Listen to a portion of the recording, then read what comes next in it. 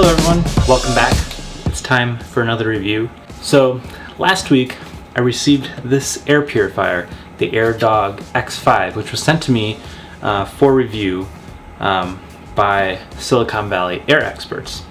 Now, if you didn't catch the video last week, go check that one out. It's the last one uploaded. It is my sort of unboxing initial impressions video, and now I'm back to do a proper review after using this for 1 week. This air purifier uses a 4-step filtration system. So let me actually power this down and I'll take each filter out and show you as I kind of go along the way. Back panel comes off. To see this in more detail, check out last week's video. Step 1 is the sort of pre-filter. Now this is just a screen, and that catches large dust, things of that nature, hair and dust and dander on the floor, just to get that out of the way before it goes into more fine filtration. Second step is this wire field, and this is called the generating plate. Now this generates a electrical field which starts the ionization process. The next step, and this is what kind of sets this air purifier apart from others, is this. This is the collecting plate. I don't know if you can see, but there's a fine layer of dust on these metal fins. Now this filter right here is kind of what sets it apart from other HEPA-based air purifiers. So most of the air purifiers on the market, ones such as the Dyson air purifier, they use a HEPA filter or something like it to filter out very, very small particles. Now, the thing with HEPA filters is they have to be replaced on a regular basis. They are a paper-based filter, so you can't really clean it. So on a regular basis, you have to replace that, which means you have expenses for replacement filters, as well as the trash that you're adding to the environment by throwing those filters out. So this one is both washable and reusable. So you can actually take this out, run it through your dishwasher or in your sink, give it a good scrub, and once it's completely dry, put it back in. So that's kind of the most unique thing about this particular unit, is the fact that you don't have to buy replacement filters. Now you do have to clean it, which is added labor, but you don't have to worry about the added costs of buying those additional filters. Now, I did mention that there was 4 steps of filtration on this. Now, the last step actually can't be removed without unscrewing a couple screws, so I'm not going to do that now, maybe in another video, but it is a composite catalyst filter. Now, this filter was actually, and this is what I'm being told by the company, that this filter was designed for the Asian market and is designed for a much higher pollution level in the air. They've actually come out with a new filter for the American market, which I've yet to install because I want to just sort of run this for a week in its kind of factory state and see what it's like. So the company does state that because they are using ionic technology, that it is important to mention that this does generate a small amount of ozone. Their documentation states that it generates about 10 parts per billion, which is the same as 0.01 parts per million ozone per cubic meter after running for an hour, which is under the national standard, which is 46.7 parts per billion.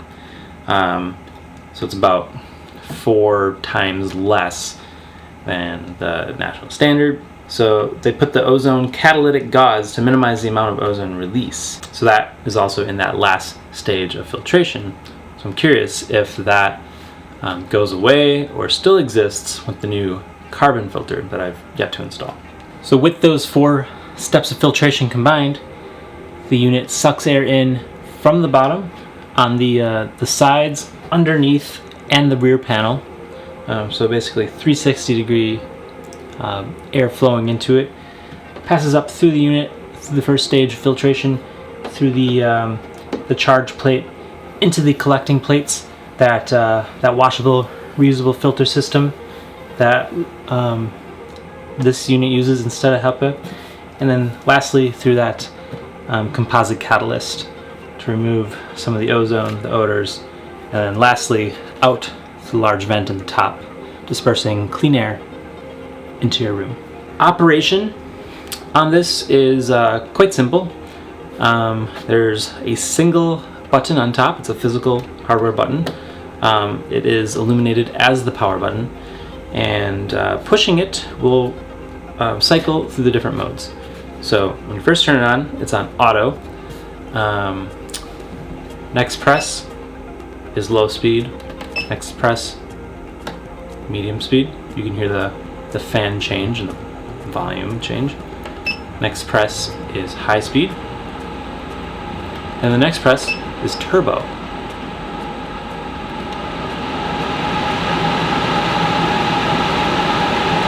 Pressing it once more goes to sleep mode. If you notice, this light turned off in the front.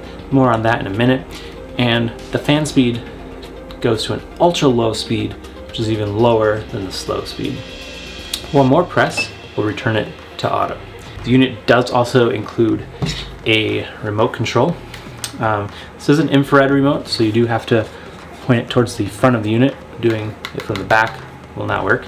And this has the same buttons. You can switch it from auto back to manual, change the fan speed up and down,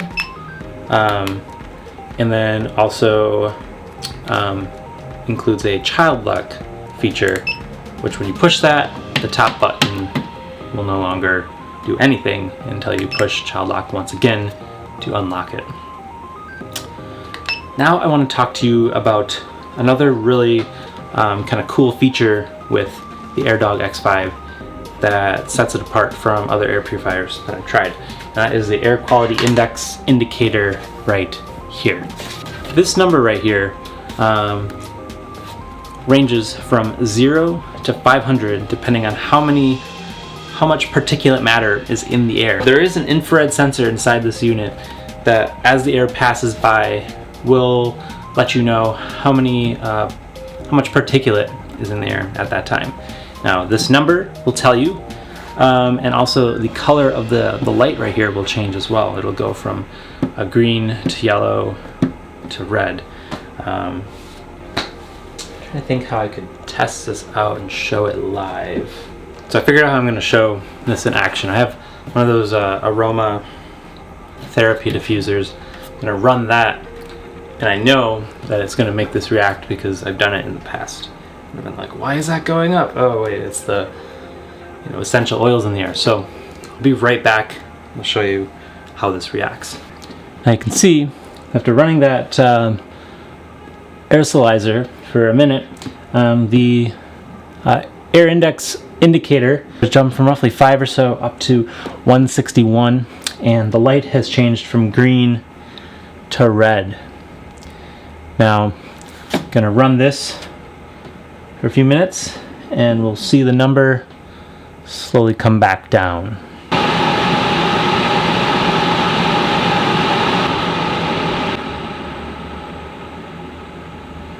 Now you can see as the number drops further, now we're at 137, the light has turned a sort of amber color instead of the red. Alright, and now you can see as the number has finally dropped below 100 that the light is back to green, and this will continue to fall until it settles around between 5 and 10 as an average.